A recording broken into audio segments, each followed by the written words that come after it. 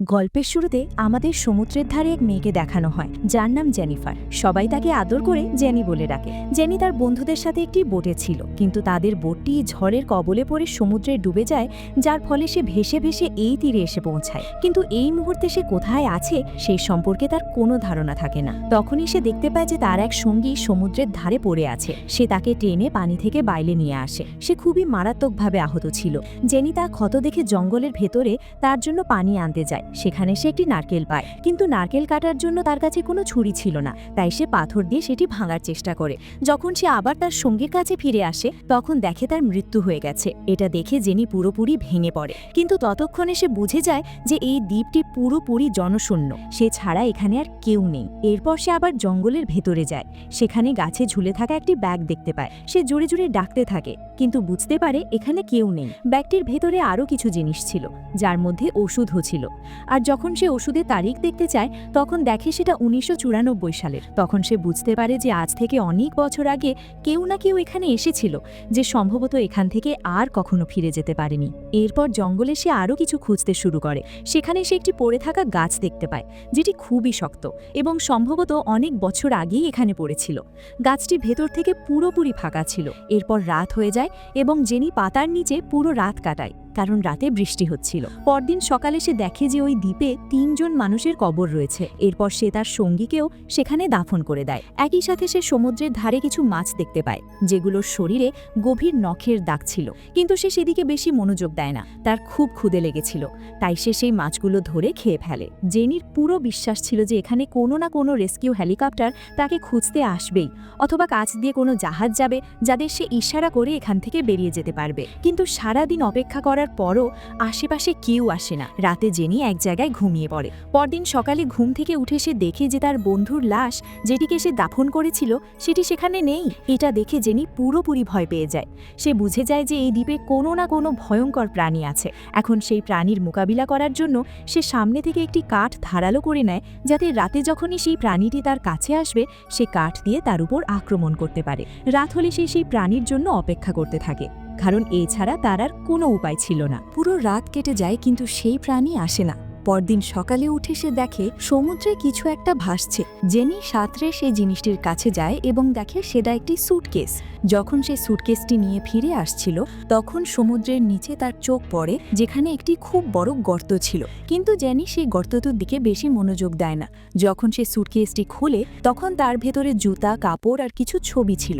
সে সেই কাপড় আর জুতোগুলো পরে নেয়। রাত হলে সে আগুন জ্বালিয়ে বসে। তার মনে ভয় ছিল যদি সেই প্রাণী তাকে আক্রমণ করে। ঠিক তখনই সে হেলিকপ্টারের শব্দ শুনতে পায়। সে দৌড়ে বাইরে যায় এবং ফ্লেয়ার গান চালায়, কিন্তু জেনির ভাগ্য ভালো ছিল না। হেলিকপ্টারের পাইলট সেই আলো দেখতে পায় না এবং সেখান থেকে চলে যায়। ফ্লেয়ার গানের আলোতে সে সমুদ্রে একটি খুব বড় ছায়া দেখতে পায়। তখন সে বুঝে যায় যে এটাই সেই প্রাণী যে তার বন্ধুর লাশ তুলে নিয়ে গিয়েছিল এবং এখন তাকেও মারবে। সে দৌড়ে জঙ্গলের ভেতরে চলে যায় এবং এক জায়গায় চুপচাপ বসে থাকে। সেই মনস্টার কয়েকবার তার আশেপাশ দিয়ে যায়, কিন্তু জেনি পুরোপুরি চুপ থাকায় মনস্টার তাকে দেখতে পায় না এবং আবার পানির ভেতরে ফিরে যায়। তখন জেনি বুঝে যায় যে মনস্টারটি জঙ্গলে নয়, বরং পানিতেই থাকে। এতক্ষণ পর্যন্ত সবকিছু এমনই মনে হচ্ছিল যে জঙ্গলে কোনো মনস্টার বা কোনো ভয়ঙ্কর প্রাণী রয়েছে, যা তার জীবনের জন্য বড় হুমকি। এরপর সে স্যুটকেসের ভেতরে পাওয়া ছবিগুলো দেখতে শুরু করে। ছবিগুলো দেখে সে বুঝতে পারে যে এটি একটি পরিবারের ছবি যারা এই আইল্যান্ডে এসেছিল। একটি ছবিতে সে একটি শিশুর পেছনে চোখ দেখতে পায়, আর সেই চোখগুলো ছিল ঠিক সেই মনস্টারেরই। এবার জেনি সিদ্ধান্ত নেয় যে আজ যে কোনো মূল্যে তাকে এই আইল্যান্ড ছেড়ে বেরিয়ে যেতে হবে, কারণ রাত হওয়া পর্যন্ত যদি সে এখানে থাকে তাহলে সেই মনস্টার আবার আসবে এবং এবার সে তাকে মেরে ফেলবে। সে স্যুটকেসের ভেতরে লাইফ জ্যাকেট রেখে পানিতে নামে, যাতে স্যুটকেসটি ভেসে থাকে এবং তার সাহায্যে সে এখান থেকে বেরিয়ে যেতে পারে। কিন্তু যখন সে পানিতে নামে তখন স্যুটকেসটি খুলে যায়, যার ফলে সেটি আর ভাসতে পারে না। বাধ্য হয়ে জেনিকে আবার আইল্যান্ডে ফিরে আসতে হয়। রাত হওয়ার আগেই সে সেই শক্ত ফাঁকা গাছটির ভেতরে ঢুকে পড়ে, কারণ সে জানত যে রাত হলে মনস্টার আবার আসবে এবং পুরো জঙ্গলে তাকে খুঁজবে। এইসব ভাবতে ভাবতেই তার ঘুম এসে যায়। হঠাৎ হঠাৎ মধ্যরাতে সে কিছু নড়াচড়ার শব্দ শুনতে পায়। তখনই সে বুঝে যায় যে মনস্টার তার কাছাকাছিই আছে। আসলে মনস্টার বুঝে গিয়েছিল যে সে গাছের ভেতরে লুকিয়ে আছে। মনস্টার কয়েকবার গাছটিতে আক্রমণ করে, কিন্তু গাছটি খুব শক্ত হওয়ায় সে সেটিকে পুরোপুরি ভাঙতে পারে না এবং শেষ পর্যন্ত আবার সমুদ্রে ফিরে যায়।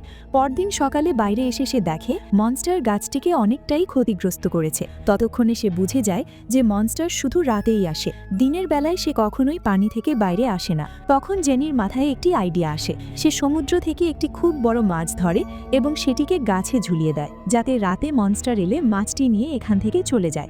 রাত হলে ঠিক তাই করে। জেনি লুকিয়ে সবকিছু দেখতে থাকে। কিছুক্ষণ পর মনস্টার আসে এবং মাছটি নিয়ে সেখান থেকে চলে যায়। এই প্রথম জেনি মনস্টারটিকে পরিষ্কারভাবে দেখতে পায়, যা ছিল অত্যন্ত ভয়ঙ্কর। মনস্টার চলে যাওয়ার সময় হঠাৎ হেলিকপ্টারের শব্দ শোনা যায়, কিন্তু জেনি চাইলেও বাইরে বের হতে পারে না, কারণ সে জানত বাইরে বের হলে মনস্টার তাকে মেরে ফেলবে। তাই তাকে লুকিয়েই থাকতে হয়। পরদিন সকালে জেনি রাতের বেলা ঘুমানোর জন্য গাছের ওপরে একটি বিছানার ব্যবস্থা করে, কারণ সে ইতিমধ্যেই মনস্টারের উচ্চতা দেখে ফেলেছিল। সে নিজের জন্য উপরেই বিছানা তৈরি করে। এই আইল্যান্ডে তার 7 দিন ও 7 রাত কেটে গিয়েছে, আর এটি ছিল তার 8ম রাত। রাতে সে যখন ঘুমাচ্ছিল তখন সমুদ্র থেকে আবারও মনস্টার বেরিয়ে আসে এবং জেনির উপর আক্রমণ করে। জেনি উপর থেকে নিচে পড়ে যায় এবং সমুদ্রের দিকে দৌড়াতে শুরু করে, কিন্তু মনস্টার তাকে তাড়া করে সামনে এসে দাঁড়ায়। জেনি যে কাঠের বর্ষাটি বানিয়েছিল, যেটি সে সামনে থেকে ধারালো করেছিল, সেটি দিয়ে সে মনস্টারের উপর আক্রমণ করে। এতে মনস্টার আহত হয়। সে জেনিকে দূরে ছুঁড়ে ফেলে এবং আবার পানির ভেতরে চলে যায়। জেনিও দৌড়ে জঙ্গলের ভেতরে গিয়ে একটি গাছের উপর উঠে যায়। সে পুরো রাত সেখানেই কাটায়। পরদিন সকালে সে সমুদ্রের ধারে আসে এবং তখন সে সমুদ্রে একটি রাফট দেখতে পায়। এটি দেখে সে খুব খুশি হয়ে যায়। আসলে ওই রাফটের উপর ছিল তার বয়ফ্রেন্ড এবং তার এক বন্ধু, যারা তার সাথেই সেই বোটে ছিল যেটি সমুদ্রে ডুবে গিয়েছিল। তারা গত 7-8 দিন ধরে ওই রাফটেই আটকে ছিল।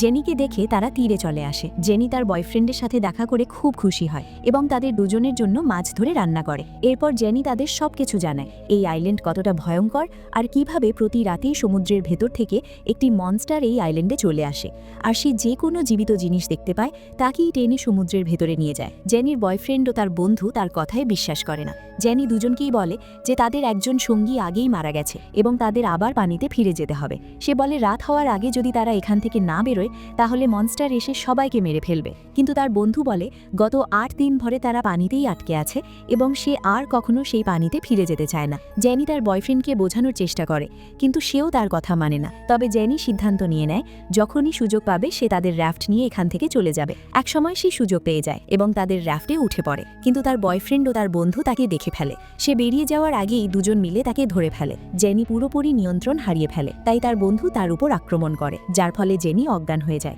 জ্ঞান ফিরে পেয়ে সে দেখে তার হাত পা বাঁধা। সে বলে তার হাত পা খুলে দিতে, কারণ রাত হয়ে গেছে এবং যে কোনো সময় মনস্টার এখানে আসতে পারে। তখন তার বয়ফ্রেন্ড বলে যে সে পুরো জঙ্গল খুঁজে দেখেছে, এখানে কারো কোনো চিহ্ন নেই, না কোনো মনস্টার আছে না কোনো প্রাণী। জেনি বলে মনস্টারটি জঙ্গল থেকে নয় বরং পানি থেকেই আসে। জেনির কথায় বিরক্ত হয়ে তার বন্ধু সমুদ্রের ধারে চলে যায়। জেনির বয়ফ্রেন্ড তখন তার কাছেই ছিল এবং বলে যে সে তাদের সাথে বিশ্বাসঘাতকতা করেছে। ঠিক তখনই তারা তার বন্ধুর চিৎকারের শব্দ শুনতে পায়। সে একটি জ্বলন্ত কাঠ হাতে নিয়ে সমুদ্রের ধারে যায়, যেখানে সত্যিই তার সামনে মনস্টারটি উপস্থিত হয়। মনস্টারটি তাকে তুলে নিয়ে অনেক দূরে ছুঁড়ে ফেলে। এদিকে জেনি নিজেকে মুক্ত করে তার বন্ধুকে বাঁচাতে সমুদ্রের ধারে দৌড়ায়, কিন্তু ততক্ষণে অনেক দেরি হয়ে গিয়েছিল। মনস্টার তার বন্ধুকে মেরে ফেলেছিল। এরপর সেই মনস্টার জেনির বয়ফ্রেন্ডের উপরও আক্রমণ করে, কিন্তু জেনি তার বয়ফ্রেন্ডকে নিয়ে জঙ্গলের ভেতরে চলে যায়, যেখানে তারা একটি গাছের উপর উঠে পুরো রাত কাটায়। জেনির বয়ফ্রেন্ড তখন খুব ভয় পেয়ে যায় এবং বুঝতে পারে যে জেনি যা কিছু বলেছিল সবই সত্য ছিল। এখন সেও এই আইল্যান্ড থেকে বেরিয়ে যেতে চায়। তারা খাওয়ার জন্য অনেক মাছ ধরে জমা করে। এরপর খাবার ও পানি সব জিনিস রাফটের ভেতরে রাখে এবং রাত হওয়ার আগেই সেখান থেকে বেরিয়ে যায়। কিন্তু এই প্রথম সমুদ্রের নিচ থেকে মনস্টার তাদের রাফটের উপর আক্রমণ করে। মনস্টার জেনিকে ধরে সমুদ্রের গভীরে একটি বিশাল গর্তের ভেতরে নিয়ে যেতে শুরু করে, যেখানে সব কিছু গিলে নেওয়া যায়। জেনির কাছে একটি ছোট ছুরি ছিল, যেটি সে তার বয়ফ্রেন্ডের জিনিসপত্র থেকে নিয়েছিল। সে সেই ছুরি দিয়ে মনস্টারের উপর আক্রমণ করে, এতে মনস্টার আহত হয়। এ সময় জেনির বয়ফ্রেন্ডও একটি কাঠের বর্ষা নিয়ে নিচে নেমে আসে এবং সেটি দিয়ে মনস্টারের উপর আক্রমণ করে। মনস্টার তাকে ধরে সেই গর্তের ভেতরে নিয়ে যায়। এইভাবেই জেনি তার বয়ফ্রেন্ডকে হারিয়ে ফেলে। তবে জেনি কোনোভাবে বেঁচে আইল্যান্ডে ফিরে আসে। তার বয়ফ্রেন্ডের মৃত্যুতে সে পুরোপুরি ভেঙে পড়ে। সে তার সব বন্ধু ও বয়ফ্রেন্ড সবাইকেই হারিয়েছে। তার কাছে একটি ডায়েরি ছিল যেখানে সে সেই মনস্টার সম্পর্কে সবকিছু লিখে রাখে, যাতে ভবিষ্যতে কেউ এখানে এলে আগেই জানতে পারে রাত হলে এখানে কি ঘটে। এরপর জেনি অনেক শুকনো কাঠ ও পাতা দিয়ে একটি বড় গোলাকার বৃত্ত তৈরি করে। সে আবার একটি কাঠ দিয়ে নিজের জন্য একটি অস্ত্র বানায়, যাতে রাতে মনস্টার এলে তার মোকাবিলা করতে পারে।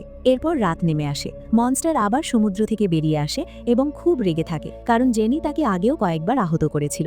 মনস্টারটি সেই বৃত্তের ভেতরে ঢুকে পড়ে, যেটি জেনি কাঠ ও শুকনো পাতা দিয়ে তৈরি করেছিল। তখন জেনি সেখানে আগুন লাগিয়ে দেয় এবং মনস্টারটি ভেতরেই আটকে যায়। এরপর সে ছুরি ও কাঠের বর্ষা দিয়ে বারবার মনস্টারের উপর আক্রমণ করে। মনস্টারও তার উপর আক্রমণ করে। দুজনেই মারাত্মকভাবে আহত হয়। ঠিক যখন মনস্টারটি জেনিকে মারতে যাচ্ছিল, তখন জেনি তার কাঠের বর্ষা দিয়ে মনস্টারের হৃদয়ে আঘাত করে। এতে মনস্টারটির এইভাবেই মৃত্যু হয়। জেনি মনস্টারের মাথাটি নিজের কাছে রেখে দেয়, যাতে সে সবাইকে প্রমাণ করতে পারে যে এখানে সত্যিই এমন একটি মনস্টার ছিল যাকে সে হত্যা করেছে। এরপর সে মনস্টারের মাথা নিয়ে সেই রাফটের দিকে যায়, অর্থাৎ সেই রাফটের মাধ্যমেই সে এই আইল্যান্ড ছেড়ে চলে যাবে।